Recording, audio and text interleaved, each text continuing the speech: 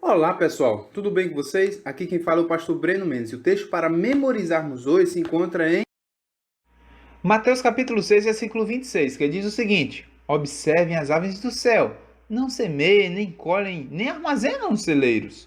Contudo, o Pai Celestial os alimenta. Não têm vocês mais valor do que elas? Ei, o que é isso?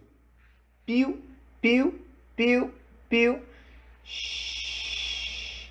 Brian levou o dedo aos lábios enquanto Jefferson e ele se aproximavam do som. O que você acha que é? Sussurrou Jefferson. Não sei, mas vamos descobrir, sugeriu Brian. De repente, ele tirou um galho do caminho. Veja!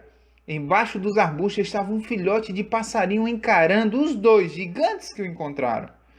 Piu, piu, gorjeou. Ah, não! Ele deve ter caído do ninho, disse Brian.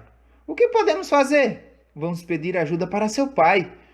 O pai de Jefferson pegou o pássaro e perguntou aos meninos se queriam ajudá-lo a alimentar o bichinho. Claro! Você acha que ele vai sobreviver? Perguntou Jefferson.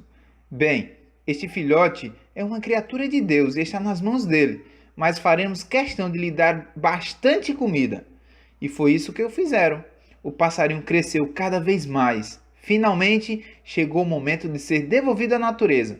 Brian e Jefferson levaram a gaiola do passarinho para os arbustos, perto de onde haviam encontrado. Ok, abra a gaiola, disse o pai de Jefferson. Quando a portinha se abriu, o passarinho parecia sair pé ante pé. Então, estendeu as asas e voou para cima, rumo aos altos galhos de uma árvore.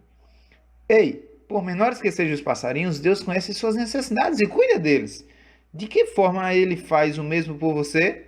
Deus também pode usar você para suprir as necessidades de outras pessoas. Que tal ajudá-lo nesse quesito agora? Querido Deus, me ajude a sempre ajudar o meu próximo, em nome de Jesus. Amém.